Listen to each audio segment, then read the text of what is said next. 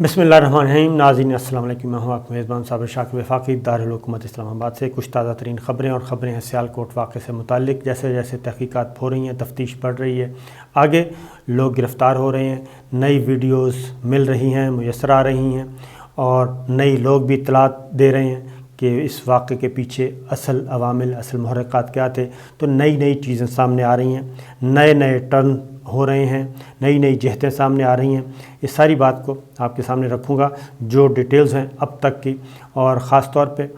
जो मैनेजर जिसको कत्ल किया गया, श्रीलंकन मैनेजर को, वो पाकिस्तान के बारे में क्या सोचता था और उसकी फ़ैमिली क्या इंतज़ार कर रही है। फिर सिर्फ यही नहीं, जो ख़ास तस्वीर पेश की जा रही है कि सब के सब भी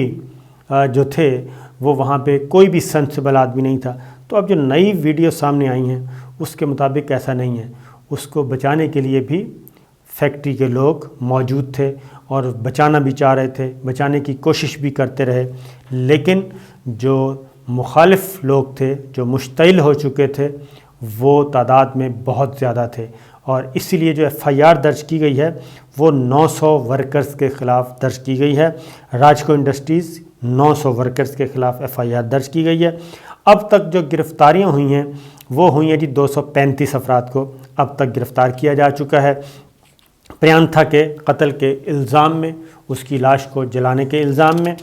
मेडिकल रिपोर्ट सामने आ चुकी है और मेडिकल रिपोर्ट में भी जो चीज़ सामने आई है उसमें है कि उसके जिस्म का जी कोई भी हिस्सा सलामत नहीं था, कोई हड्डी सलामत नहीं थी सिवाय एक पाँव के, बाकी सब कुछ डैमेज हो चुका था। सर पे भी चोट लगी थी, उसका दिमाग भी मुतासर हुआ था और सर की हड्डी जो है वो भी टूट चुकी थी। तो ये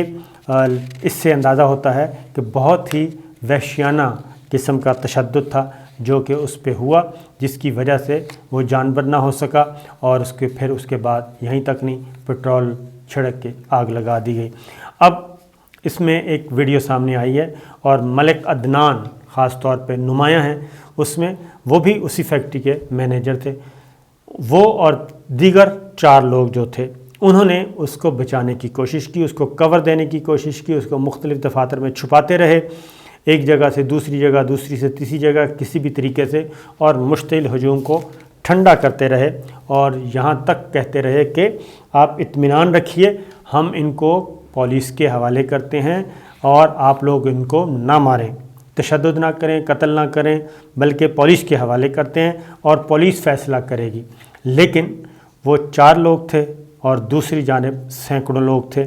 और एक और वीडियो भी सामने आई जिसमें उनको छत पे ले जाया गया खामोशी से, लेकिन वो चीज़ भी कहते हैं कि मख्फी ना रह सकी और मुश्तिल हजूम छत पे भी पहुंच गया। और वो वीडियो सामने आई, उसमें बाकायदा तौर पे एक मैनेजर और हैं जो कि मलिक अदनान हैं और जो पाकिस्तानी हैं, मुसलमान हैं, वो बचा रहे थे और उन्होंने काफ़ी कोशिश की। और अब वज़ीर-ए-आज़म इमरान ख़ान ने उनके लिए जी तमग़ा शुजाअत का ऐलान किया है, उनकी हौसला अफजाई के लिए कि उन्होंने अपना फ़र्ज़ अदा किया। इस दौरान मुख्तलिफ़ आरा हैं, वो ये है कि नंबर 1 ये कि पुलिस को इन्फॉर्म करते रहे अंदर से, फैक्ट्री के अंदर से भी, और पुलिस जो है वो नहीं आई। लेकिन दूसरी तरफ जो पुलिस ने रिकॉर्ड पेश किया वो है कि जी 20 मिनट के ठीक 20 मिनट बाद पुलिस जो है वहाँ पे पहुँच चुकी थी। बल्कि उन्होंने कहा कि राजको इंडस्ट्रीज़ के जो मालिक थे मिस्टर भट्टी, उनको भी लोग तशद्दुद का निशाना बना रहे थे और उनको पुलिस ने बचाया। और इसका मतलब है कि काफ़ी मुश्तइल थे लोग और गुस्से में थे, और इस कदर गुस्से में थे कि जो मालिक है फैक्ट्री का वो भी ज़ेर अताब आ सकता था और वो भी खुदा न खास्ता उसको भी कोई नुकसान पहुंच सकता था। लेकिन अब आते हैं जी, फिर अब एक जहन में रखिएगा कि श्रीलंका के जो सदर हैं उनके साथ वज़ीर-ए-आज़म इमरान ख़ान की बात हो चुकी, वज़ीर ख़ारजा श्रीलंकन वज़ीर ख़ारजा के साथ राब्ते में हैं। श्रीलंकन गवर्नमेंट जो है वो पाकिस्तान पे एतबार कर रही है और पाकिस्तान के इदारों पे एतबार कर रही है कि हमें पूरा यकीन है। मैंने आपको बताया था कि श्रीलंका और पाकिस्तान के ताल्लुकात बहुत स्ट्रेटेजिक नौइयत के हैं और श्रीलंका पाकिस्तान को अपना मोहसिन मानता है, वो एहसानमंद है पाकिस्तान का। वो इस वजह से कि जब तमिलनाडु تامل ناڈو کہہ رہا ہوں، جب تامل کی موومنٹ چل رہی تھی ادھر اور علیحدگی پسندوں کو انڈیا سپورٹ کر رہا تھا سری لنکا میں، بہت طویل عرصے تک وہ ایک گوریلا جنگ لڑی گئی سری لنکا کے خلاف،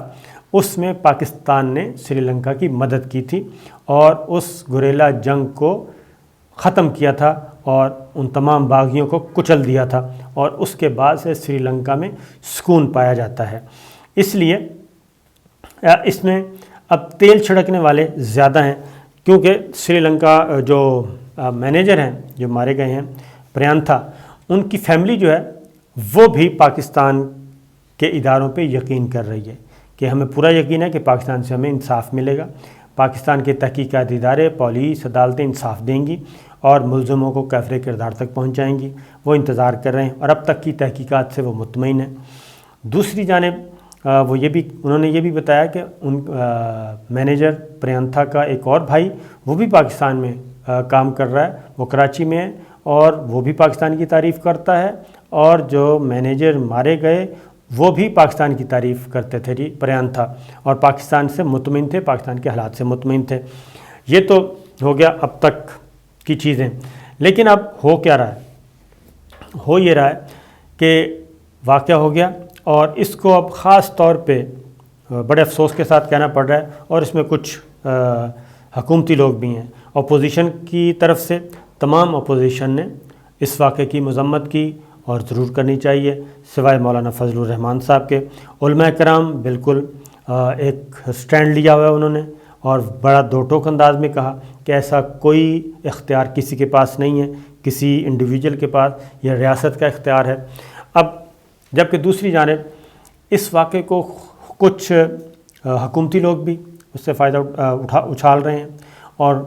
ہر اپنی پریس کانفرنس اسی واقعے سے شروع کر رہے ہیں، جبکہ اس پہ لب کشائی کم کرنی چاہیے اور پولیس اور انویسٹیگیشن ایجنسیوں کو اپنا کام کرنا چاہیے۔ میں اب ذرا تھوڑا سا بتا دوں کہ یہ ایک اور چیز بھی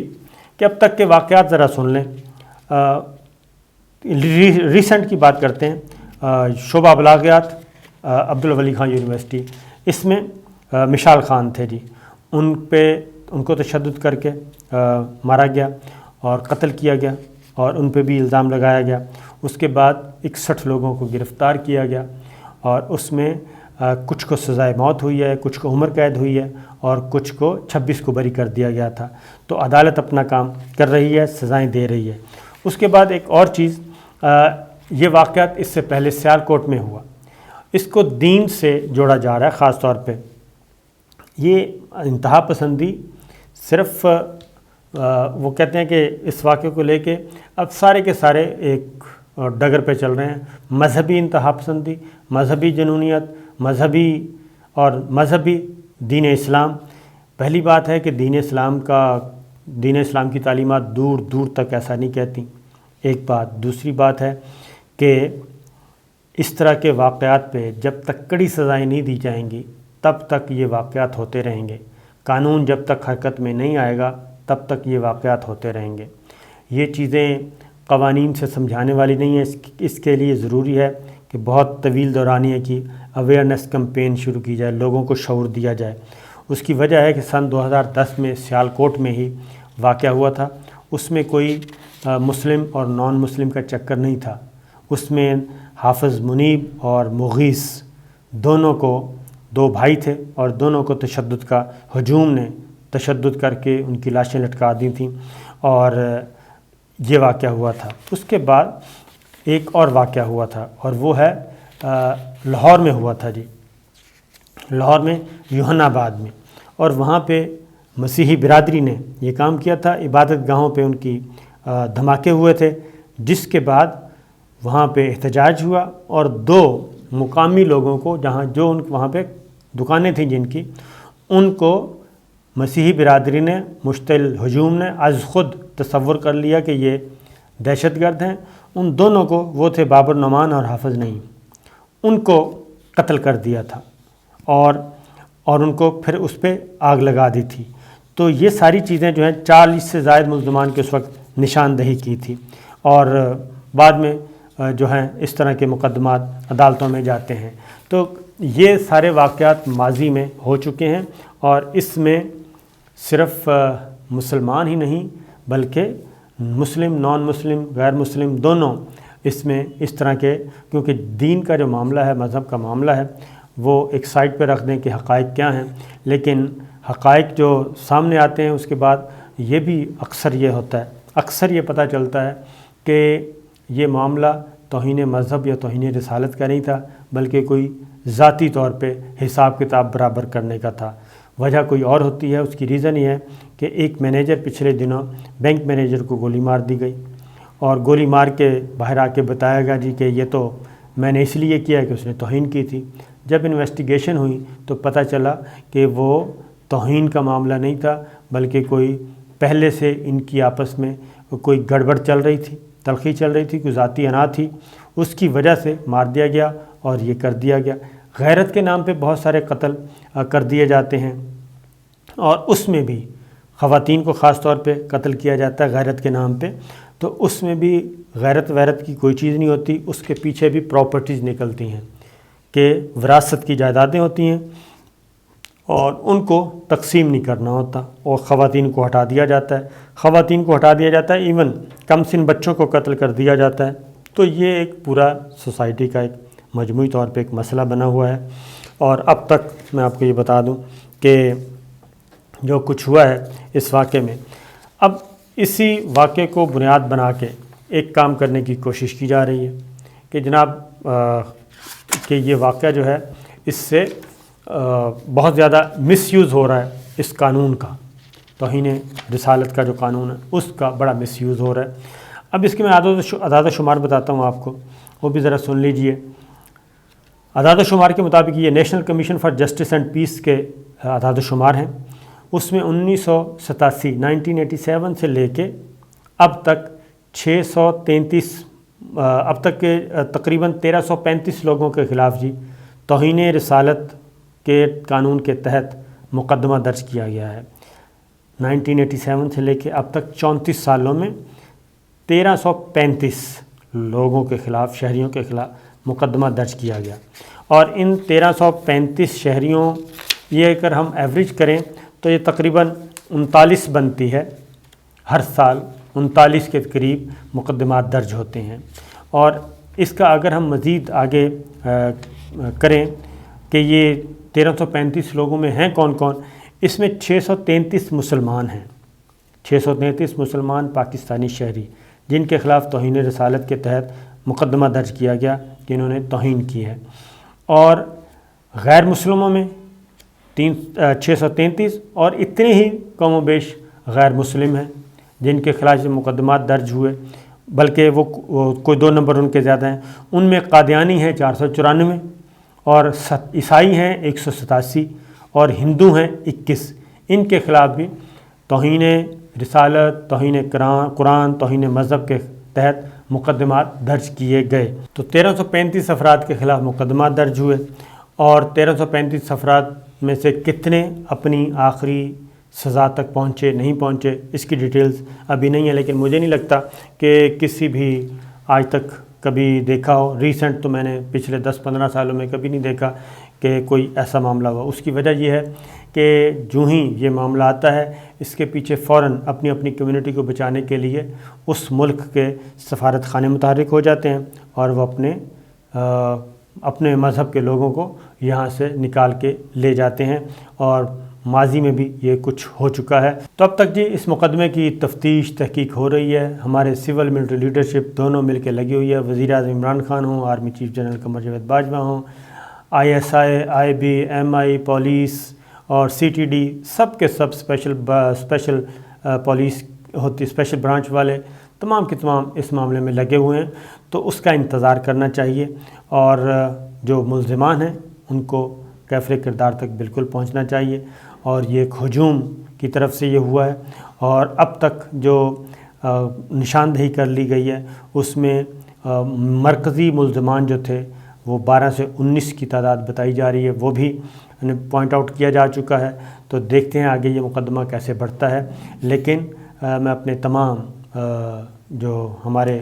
حکام ہیں ان سے یہ ضرور کہوں گا، خاص طور پہ وزراء سے، کہ کم اس پہ اس کو اتنا ہائی لائٹ نہ کریں کہ کل یہ پاکستان کے خلاف ہی مقدمہ بن جائے. کم بولیں اور تحقیقاتی اداروں کو کام کرنے کا موقع دیں اور ملزمان کو عدالت میں جانے کا موقع دیں، بجائے اس کے کہ ہم بڑھ چڑھ کر ہمارے وزراء جو ہیں وہ، اور خاص طور پہ وزراء اور حکومتی شخصیات جتنی بھی ہیں، یہ جو کچھ بھی بولیں گی ان کی آواز محفوظ کی جا رہی ہے، اور یہی آوازیں کل ہمارے خلاف یہ سفارت خانے استعمال کریں گے. اجازت دیجیے، اللہ حافظ.